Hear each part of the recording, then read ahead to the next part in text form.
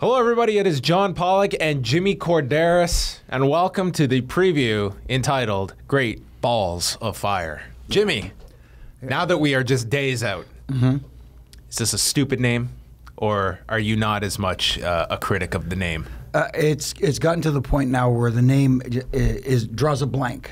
You know what I mean? I don't like the name of the pay-per-view, but at the same time, it's like, is the name of the pay-per-view going to affect the quality of matches? Hopefully not. You can't really say that the name has...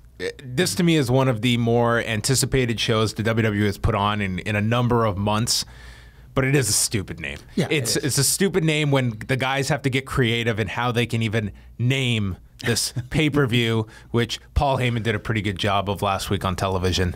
But yeah, it's a silly name. It's like that old adage, Paul Heyman could sell a block of ice to an Inuit or something like that. But now you have to change it, and I'm surprised they didn't have Paul Heyman say something to the effect of he could sell, a fireball to Satan or something like that. They also didn't get this cleared because Jerry Lee Lewis has the rights to the name Great Balls of Fire that they had to work out an agreement. They're now using the song. So this name has actually cost them money, as opposed to if this was just Vengeance. I guess it would have cost more to change all the advertising and all the other stuff they had prepared. That's the only thing I could assume.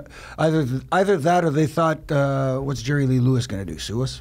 Yes, was the answer, I think. Maybe they're lucky. His lawyer was the same one as Jerry Lawler's. Yeah. There you go. Maybe they thought that connection would be, the king will smooth things out. Yeah, well, he is the king of Memphis, after all. Well, we get a Jerry Lee Lewis cameo on Sunday in Dallas. That would be interesting. I don't know if they'd use him the same way as they used the legends in the last pay-per-view, but yeah. We will find out. Well, this show, it's all built around Brock Lesnar and Samoa Joe. It's been a very strong build-up. I think definitely the best utilization of Joe since he's been brought up from the main roster. I think it's something fresh for Brock Lesnar with a new matchup. And I feel that having Brock off television for all of those months, it does make it just inherently feel more special when he is around and in limited capacities. I know that people that watched the build-up for Dominic Cruz and Cody Garbrandt at the December UFC last year, that was pretty much, to me, the inspiration behind what we saw Monday with the two guys in secluded rooms in the same building and one goes after the other. I thought that was really well done on Monday as well. But it's been a very good build. Absolutely, and I think the anticipation for this match is actually greater than obviously than the name of the pay-per-view. That goes without saying. But what I like about this is Joe has come off here. Not like a Goldberg type, where you think, going into this match, you think, does he have a chance? Does he not have a chance? How is he going to be booked in this match?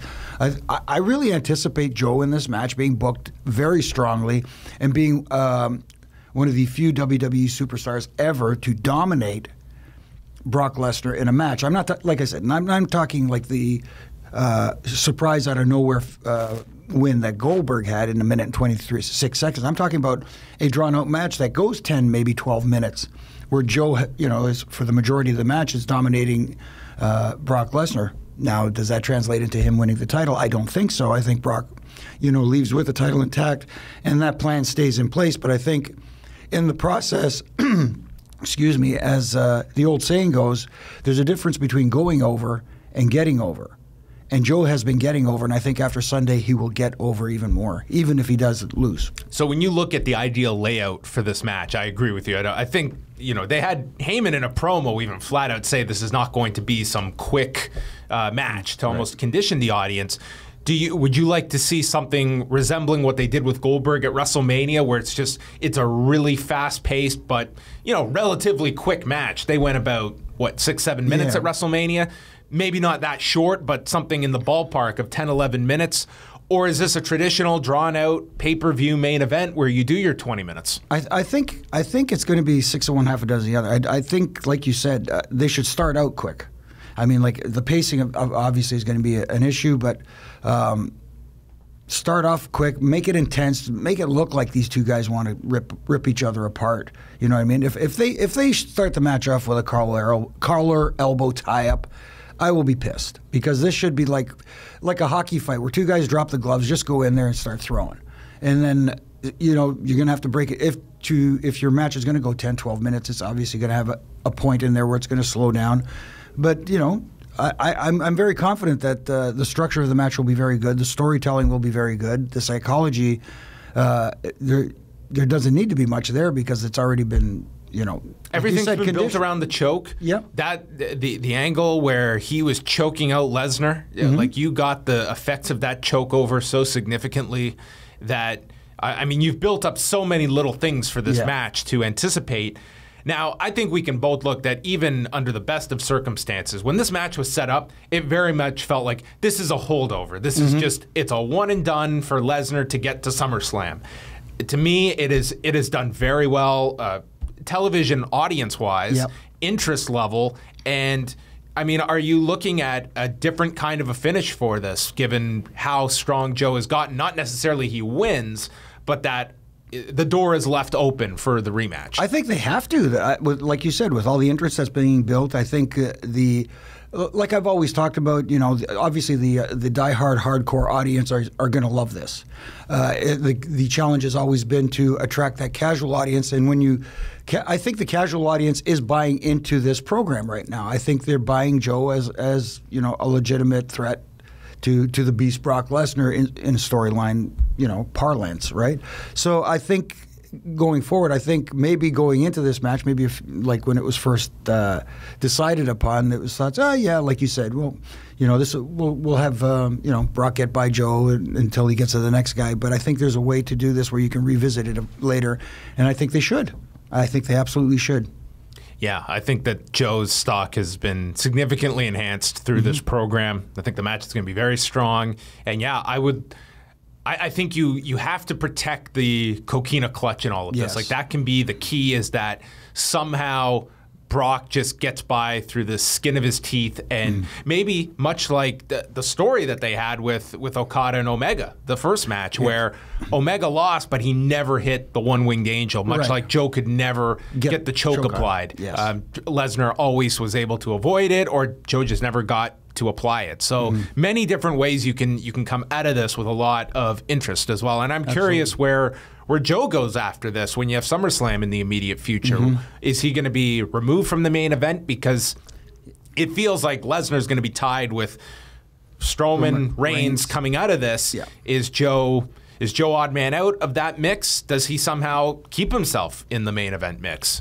See, that's going to be the challenge. Exactly. If he doesn't get, if he comes out strong out of Sunday and looks like there should be, you know, a further rivalry between the two, and those guys should continue their feud, then you also run the risk of losing the audience that is invested in this rivalry at the same time, because continuing it, people will really buy into this feud. You take a break from it, again, will people, you know, sometimes a short-term memory, you know what I mean, and trying to revisit it, people don't remember the little nuances that we've been seeing for the last few weeks. So it's going to be a tough challenge if they decide to revisit it later. Ambulance matches on this show with Roman Reigns and Braun Strowman. Ambulance matches aren't really my favorite kind of stipulation matches. You have to put a man into the back of a truck, and then a driver has to take him over a line, and thus the person is the loser. But up until that finish, I'm sure these two are going to have a very physical match. They work very well together, very physical with one another. They have very good chemistry together, so I don't have any doubt that this is going to be very fun. Two giants going at it for 15, 20 minutes. No, I think you nailed it right there. The chemistry that these two have shown for the last, I don't know how long they've been programmed together, has been real good. And the pleasant surprise here is Braun Strowman with his, you know, his... When you factor in here that Roman Reigns is the veteran in this match, you know what I mean? But by the same token, you know, he's been in big matches, he's excelled. Braun Strowman showed that he could actually, you know, perform in a big match. So I'm expecting a good match out of these two. I'm just worried that when they get to the ambulance portion of this match, there's going to be some kind of shenanigans regarding the ambulance, whether it's like spear through the top, something through the side. I don't know. I kind of feel like it's going to be something. They're going to overthink the creativity of the finish. Well, in these two, I mean, especially with Braun Strowman, like they have it's kind of they give themselves carte blanche to just do anything insane with these two when it comes to crazy ideas that this could be. You have a vehicle involved. I mean, this thing, for all we know, could explode in the backstage area, and they're back the next night on television. I think both of these guys are going to be somehow linked to your title match coming out of this. You have the last match involving Reigns, who beat Strowman, and then had the big post-match beatdown at Extreme Rules, I believe it was. And then after that, you have Strowman disappear, comes back here, I think could easily get his win back, and then both guys have claims to the title afterwards. I don't know if they're going to beat Strowman a second time here. Yeah, I think that derails him a little bit. I mean, a lot of times some people say wins and losses should matter more. This is a case where it should matter, especially for Braun Strowman. Yeah, and it's also not the kind of match where you have to necessarily pin the guy. Exactly. Or you don't have to pin the guy. Which is a lot of ways, as you know, in professional wrestling, the out for getting a loss on someone that you don't want to get pinned. Now, I was surprised by this stipulation being added on this particular show, but we've got a 30-minute Iron Man match with Cesaro and Sheamus defending the tag titles against the Hardys. This feud, I'm sure this is going to be a fine match, but an Iron Man match, that really does test the audience, especially for a match in the middle of the card where you're telling them we are going 30 minutes. And these can be very tough, Jimmy. As you've seen, there's like the audience is kind of trained to, the last 5-7 minutes, that's what people focus upon, and this is going to take up a significant part of the pay-per-view. Yeah, I agree with that because you look at any sport, whether it's that's the big knock on the NBA. They say if you want to watch the NBA, watch the last 5 minutes of the game. That's where all the excitement happens, and to a certain extent, that's kind of true. You know, unless you're a hardcore NBA fan who's going to sit there for the entire game. Same thing with this audience. I think. The challenge is to keep them engaged for an entire 30-minute match. I don't doubt that these guys will have, like you said, a fine match. I think it's going to be structured well as well. But you know, in this day and age, keeping that attention span, it's not like like we talked before going on here about the G1, the New Japan thing. That audience is completely different. You're catering to a different audience and a different style and a different presentation of the product. For the WWE audience, the broader audience, they're not conditioned. They're not accustomed to those longer matches. So when they do occur, sometimes you may lose the audience a little bit.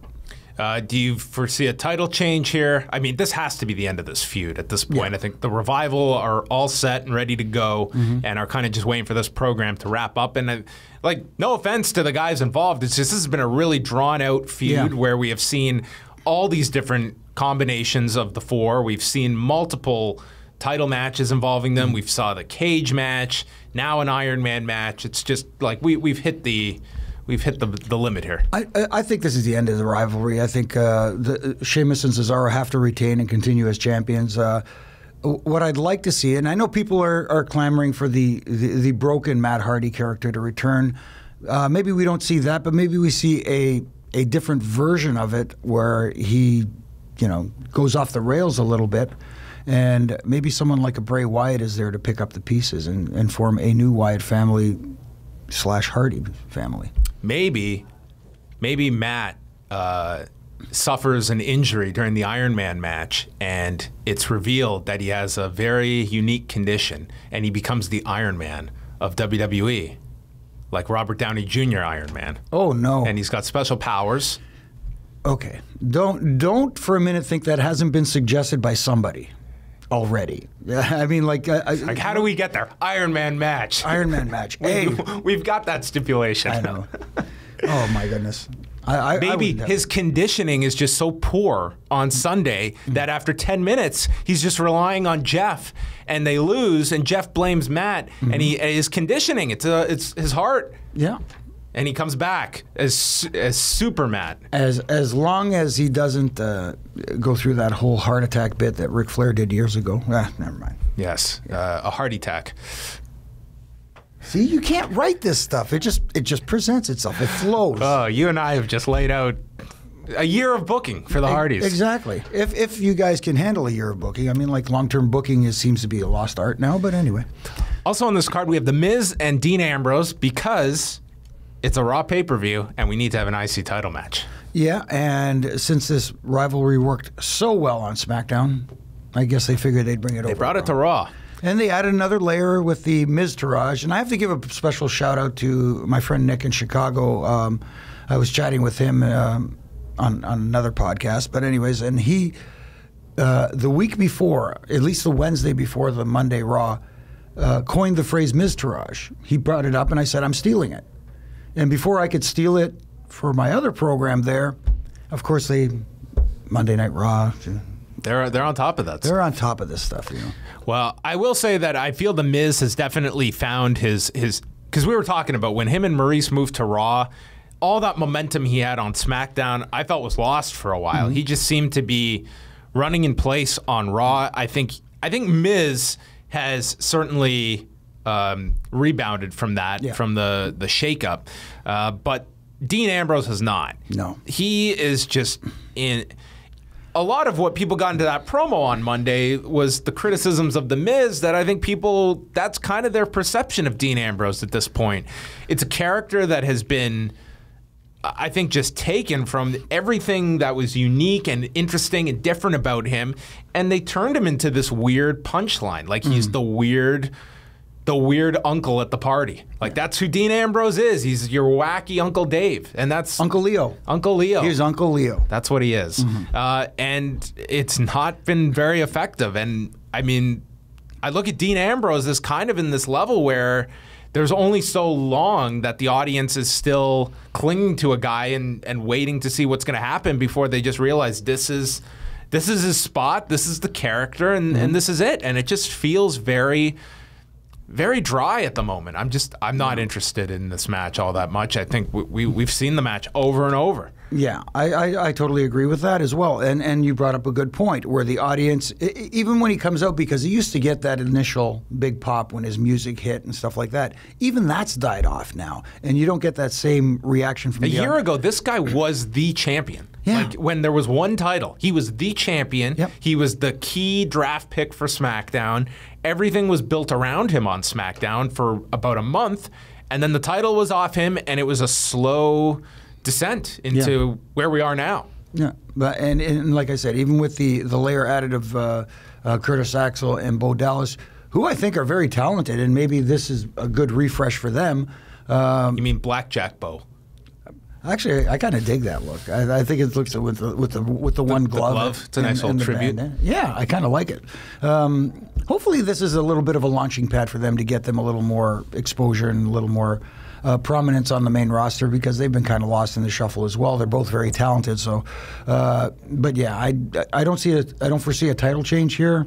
I think the IC title is better suited for Miz than it is for Dean Ambrose right now. I don't think Dean Ambrose is definitely spinning his wheels.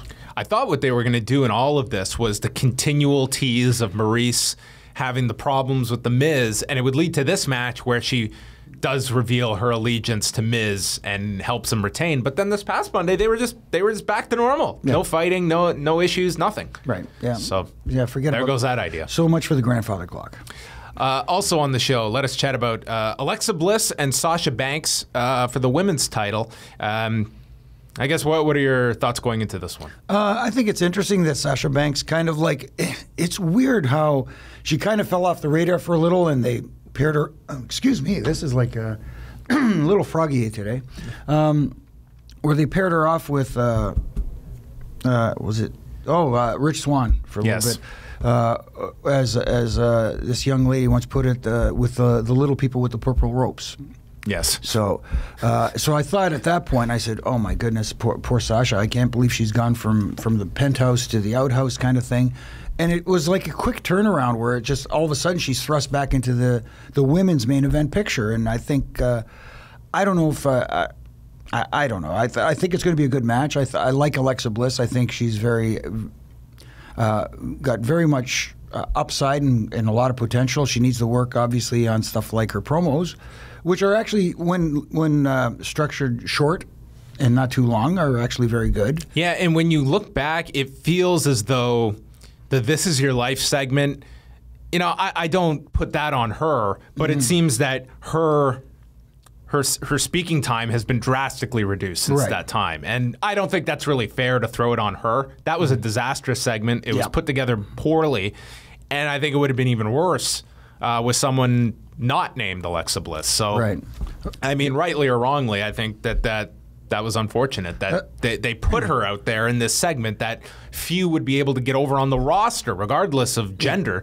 I mean, it's just, I don't think there's many main event talents that could have pulled off that This Is Your Life segment. At this point right now, probably not. And the only way to make that segment worse was to have LeVar Ball and family join.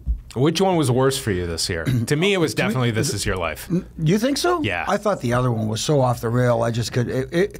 But by the same token, it had a different kind of feel to it. Whereas the This Is Your Life segment, you just sat there and cringed the entire time and wanted to. LeVar Ball had my attention. Like this guy was just wild. I don't really follow LeVar Ball and all his antics. So I was kind of. I thought, here's this wild guy on TV. It's like that horrific accident on the highway, and you're saying to yourself, why are these people stopping? All they're doing is buggering up traffic. But then when you get there, you can't take your eyes off it. And This Is Your Life was the car at the side of the road that just has run out of gas, where it's just with the hood up. You feel bad for them, but it's not going to really draw an audience. No, it's just that sucks. But if the car was on fire, you're going to stop. Yeah, exactly.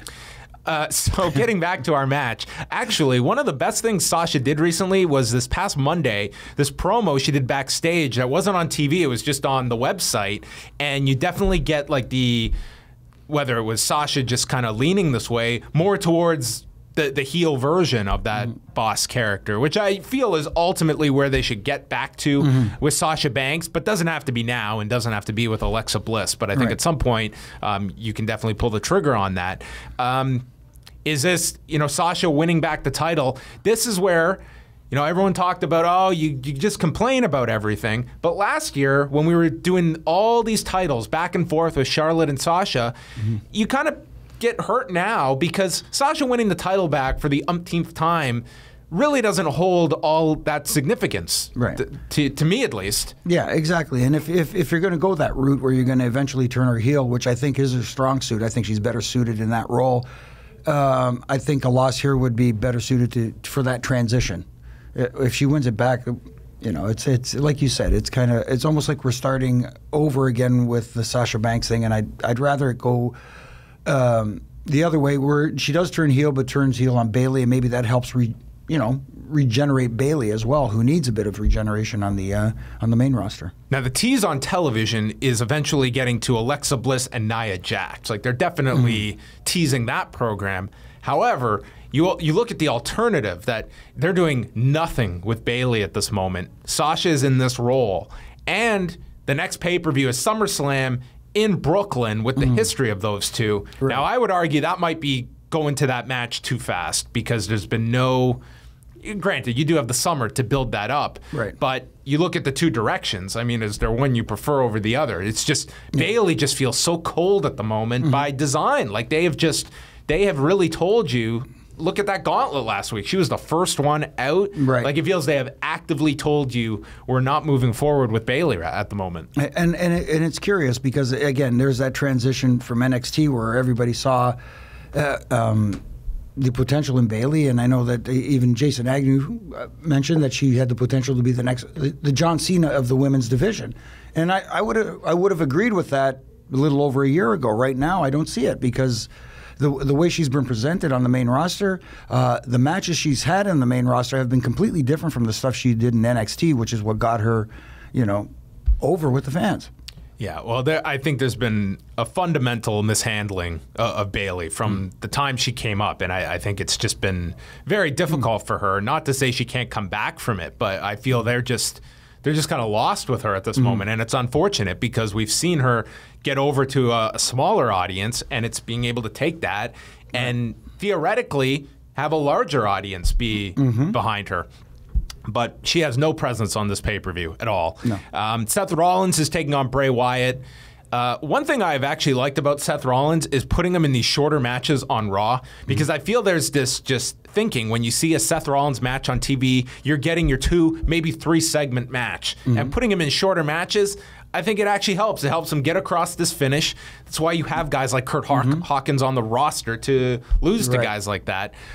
This match, I can't say, as much as I talked about how anticipated this pay-per-view is, it really is concentrated at the top for me. Exactly. But this match will happen. And again, it goes back to that Bray Wyatt thing. He's another guy who needed big wins and big matches at big pay-per-views like a WrestleMania and stuff like that, and hasn't had that yet. And people are saying, well, the character is so great. And it is. I'm thoroughly enjoyed by his character, I think. But again, it goes back to the wins and losses. If you're not going to make your crazy cult-type heel credible, a credible threat who can beat babyfaces every once in a while, nobody's going to care. And that seems to be what's happened with Bray Wyatt. The whole thing is, he's entertaining, but he never wins. So, there's that lack of anticipation for this match. And he hasn't really had that blow-away match yet, like someone like a John Cena or a Roman Reigns or someone like that has had. So, he's kind of hurt by that. Yeah, I would say, his character to me, it's one that the promos, like, more often than not, I think people are just fascinated because he's so different than the typical promo, which is sorely lacking for so many different guys. But to me, different doesn't always mean better. Like, there is such a tune-out factor when this guy talks, and I would love to quiz people after a Bray Wyatt promo to what this man just said, because he's just speaking in rhymes so often that I think the message is lost. People tune out, whether he's in the desert or backstage or in the middle of the ring. And it's just, you're right, he's a character that's just loses more often than wins, and is just, to me, the most effective Bray was of the last 3 years was coming out of WrestleMania last year, where they briefly turned him and then he got hurt and then came back with the Wyatt family. But to me, it was like the audience got into him as a babyface. And I'm not saying you just flip him, but this Bray Wyatt character, to me, it's very stagnant. And he's also been given, the House of Horrors stuff, all the wild ideas go his way. And sometimes it becomes difficult when you're navigating the more out there ideas. Exactly. I agree. And wrapping things up is Akira Tozawa challenging Neville on the Kickoff show for the Cruiserweight title. So, the two will probably get a lot of time on the Kickoff show, but, not a crazy amount of time. No. They typically don't go to the ring until around, 22. So they're going to get their 10 minutes or so, 10, which 15. On paper, this will be one of, this could be the show stealer if they were given the right time. But the Kickoff really, it hurts you. The crowd is not, they're still getting their seats. You'll get a good reaction, but you're kind of labeling this as, this was a big Cruiserweight title match, and you're throwing it on the Kickoff, and that kind of tells you where they see this. It goes again to that perception is reality thing, where people have automatically been programmed to think that any match that's on the Kickoff show isn't important. And now you're trying to establish the Cruiserweight division. You're trying to, make it somewhat relevant and with your purple ropes and stuff, which still drives me insane, but that's a different story altogether. Well, at least they're going to do this on the pre-show. And they don't have to come midway through the show to attach. See, that's the thing. They keep claiming that the Cruiserweights are Raw exclusive and that sort of thing, but by the same time, by changing the rope color, which I don't have a problem with purple ropes. It's not the purple ropes I have a problem with. I have a problem with them doing it during the Raw broadcast, and that totally makes it feel like it's a separate product from Raw. So they're Raw exclusive, but they don't really belong to Raw. Maybe they do belong just exclusively on the network, on their 205 show, and maybe that's a destination for people to go watch them. That being said, I agree with you. I think this match is going to be very good. Neville has just found his groove as King Neville, so to speak. And Tozawa, as much as he lacks, obviously, the verbal skills, but that high-ing that he does seems to be getting over. And it's the Titus O'Neil tie-in. The Titus stuff is kind of growing on me. I'm not going to lie. I was just going to go there because when he said the words, "It's raining yen," he hooked me. That right there, I said, that's a T-shirt that's got marketing and merchandise all over it, and that's what they're all about. Right? I thought he was really good on 205 Live this week. They started with him in the back. He's on the phone, just this wild man, but just so enthusiastic. And it was, he's I think him as more of almost this like babyface character, I think it comes across a lot better than kind of the guy that's just almost like a high amp Dario Cueto, for instance. I think Titus is, he's got his place, and I think it's somewhat working. We talked about LeVar Ball earlier being off the wall and a little bit crazy. He kind of reminds me, because of the Titus brand worldwide, Titus Worldwide. Oh, I'm sure it's inspired. Of course, but it's almost like he's off the rails, but he's not off the rails. It's a controlled kind of off the rails where it's more fun than like this guy's nuts. I would have said there was a shot of a title change, but given its placement, I don't see a title change on Sunday. And I get the logic behind putting a match they deem important on the pre-show to try to attract whatever. Maybe in a pay-per-view era, I would have said makes sense. You're trying to attract that last-minute pay-per-view buy. People have the network already. They're going to tune in. So I don't think people are going to tune in the last second and say, "Oh, I'm subscribing to the network," even though it's a free month just to see this. We missed a match. We do have Enzo and Big Cass as well on the show, which, Enzo did a great job opening Raw this week with his promo. Tremendous talker, but clearly this is a program designed for Cass and not Enzo. Yeah, absolutely. My only concern with this, I think, I don't know if you agree with this, I think way too early. I think this turn would have been much more effective after these guys had maybe a title run, a somewhat lengthy tag team title run, and they looked like a tag team of the future. They had the opportunity here. Here are a couple of guys that connected with the audience. It's very rare when you can get the audience chanting along, right, all the catchphrases and stuff like that. But they were buying into it and they were liking it. And I know some people were worried that it may turn into the New Day and get stale, and they'd have to reinvent themselves. But they were still over for the most part.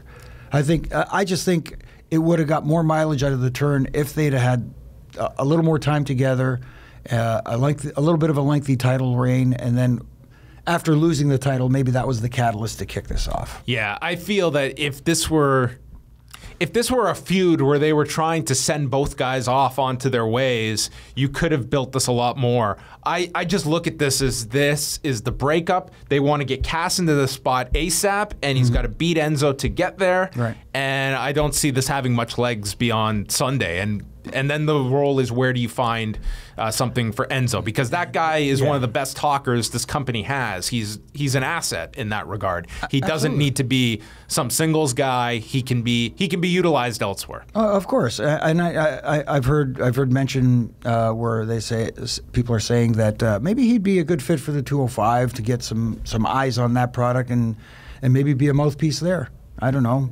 Would that be a good fit for him? Maybe, because as far as in the heavyweight division, I just don't see it.